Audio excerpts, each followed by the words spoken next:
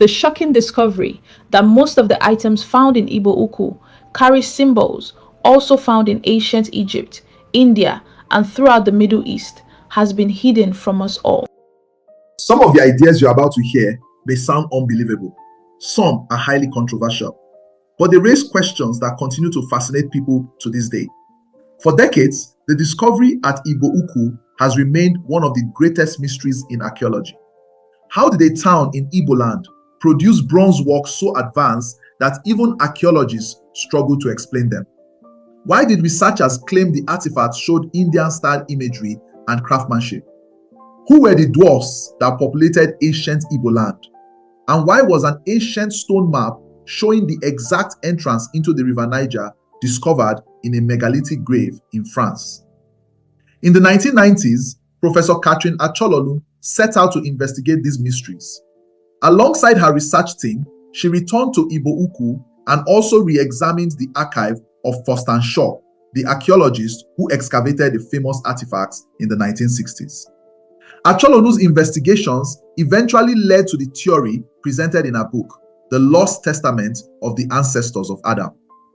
In a little-known presentation delivered at the Igbo Studies Association conference in Washington, D.C., she revealed shocking connections between Igbo-Ukwu, ancient Egypt, and even Dravidian India. The video of that presentation is nowhere to be found, but the paper survived. I bring that paper to you today. The Acholonu Research Center has been carrying out breakthrough cultural, linguistic, and anthropological research since 1990 on African prehistory. Most of its findings, published under various titles, have brought new groundbreaking information to change globally accepted but erroneous notions that indigenous Africans had no history, no form of writing, no organized technology, and no part in the making of human civilization. The success of our first book, The Gram Code, buoyed our researchers to the potential imminent on the African continent and in indigenous African artifacts, local symbols, rituals, and of course, the folk traditions and folklore that have been preserved with them through the ages.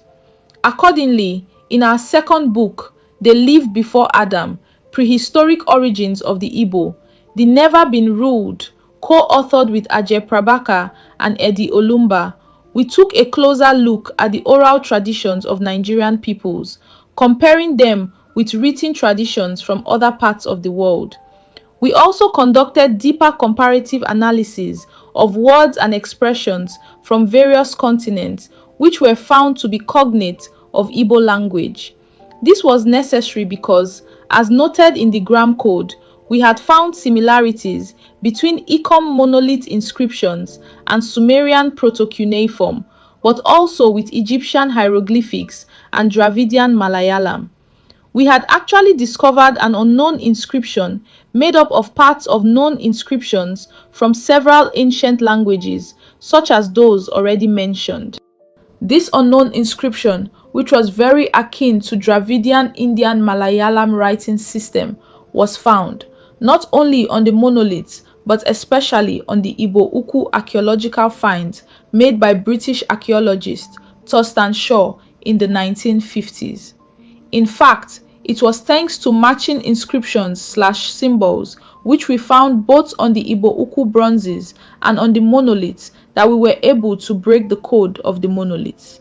This implied that the monoliths and the bronzes of Igbo-Ukwu might have a common origin, culture, or range of meanings.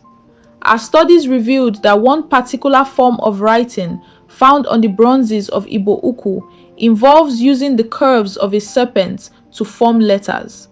This form of orthography was known in very early times in India and was called snake science.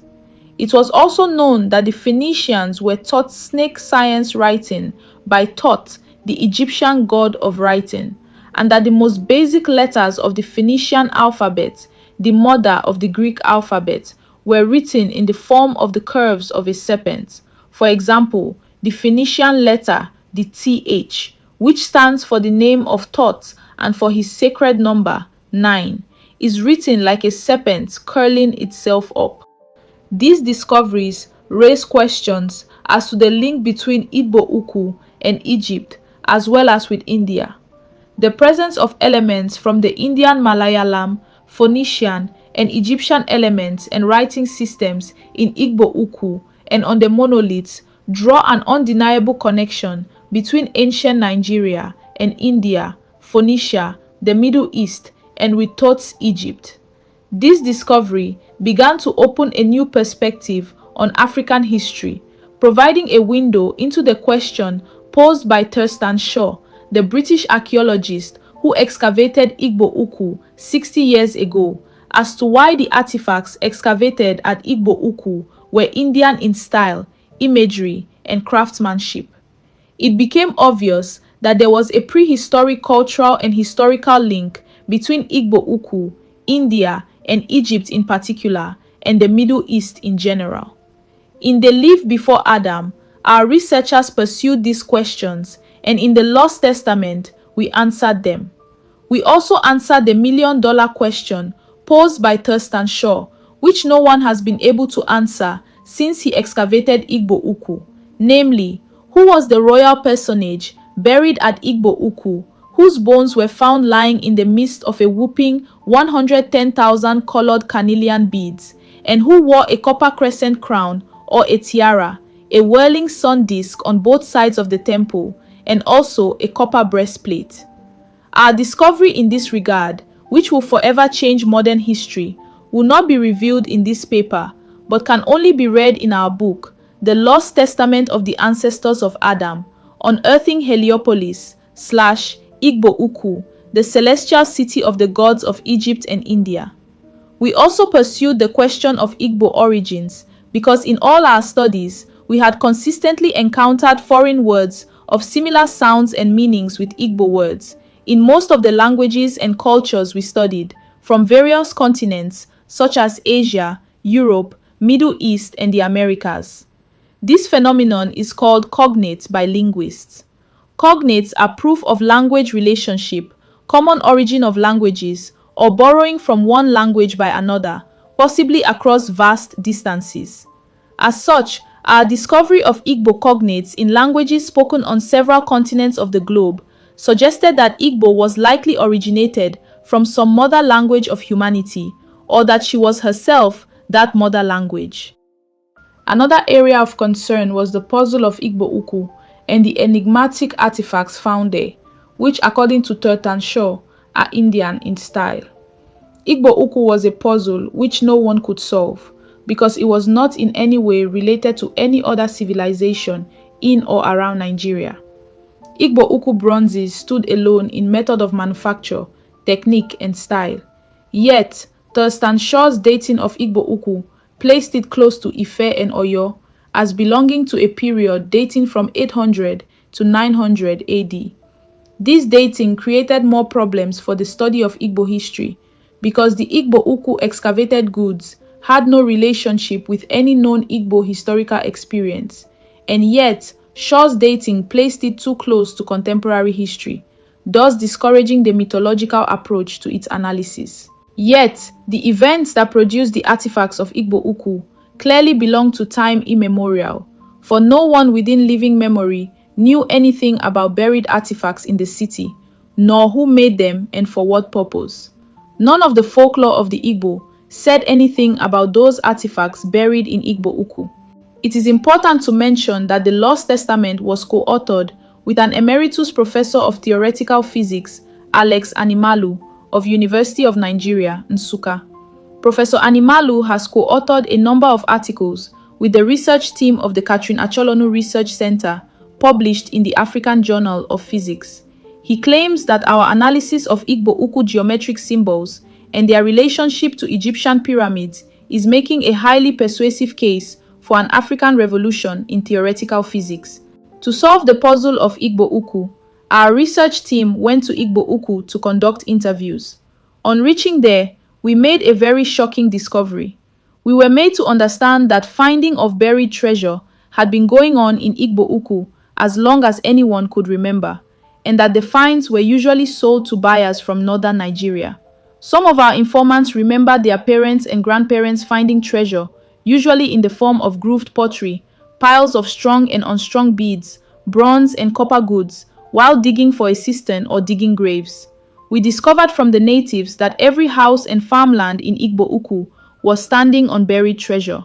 This, of course, meant that the town was standing on a lost city, and a lost city meant a lost civilization.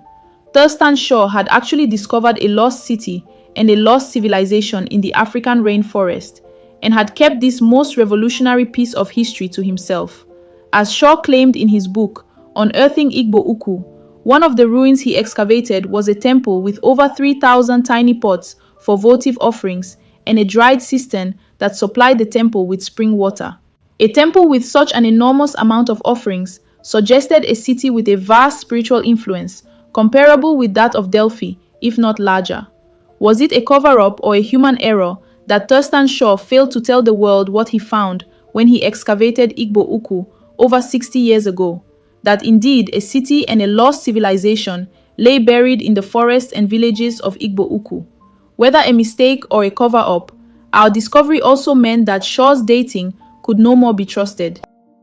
Nigeria's oldest mythologies speak of migration from a sunken city to the present-day location of Nigeria, the construction of a city on a hilltop dedicated to a great god, the eventual repopulation of the planet from the inhabitants of this forest city, and transmittance of culture, language, and writing to other parts of the world from these nucleus remnants of the plateau land. It was this mass migration from ancient Nigeria and Igboland that led to the Black Dravidian population of southern India. Wayne Chandler in The Jewel in the Lotus noted that the black race is by far the oldest race in India, and quoting Bharatiya Vidya Bhavan, Indian historian and anthropologist, he says that these black original inhabitants of India appear to have come from Africa through Arabia and the coastlands of Iran. Runoko Rashidi says that India taken as a whole is a combination of Egypt and Ethiopians, Ethiopia being a word used to describe East and West Africa in ancient texts.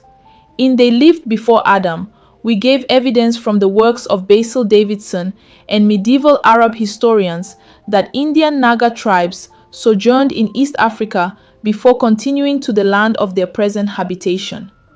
These revelations lend credence to our thesis that Dravidians were the original inhabitants of Igbo-Ukwu, that Igbo-Ukwu was the lost African city of Rama, and that it was Dravidians who left behind the Indian artifacts unearthed by Shaw. In fact, Dravidians are actually known as the Igbos of India. Our findings, as confirmed by recent research findings by molecular geneticist Clyde Winters of Governor State University, Illinois, USA, is that Dravidians of India are of West African origin.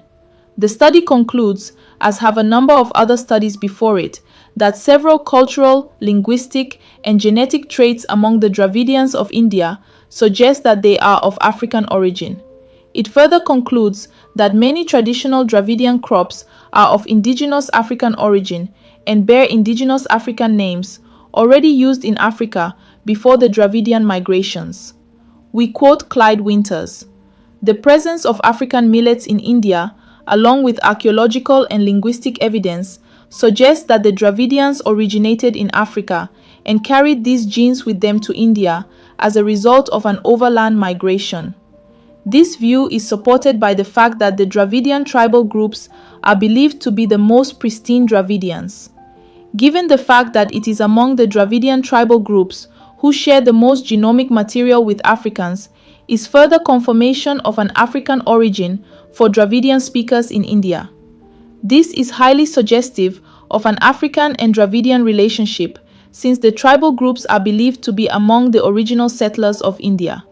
This genetic, biotic, linguistic, anthropological, and archaeological evidence is congruent with a probable connection between these populations." End quote. According to Wayne Chandler, in The Jewel and the Lotus, archaeological research by German scholars revealed that the skulls found in the lowest layers of the ruins of the oldest Indian cities of Mohenjo-Daro are Hamitic.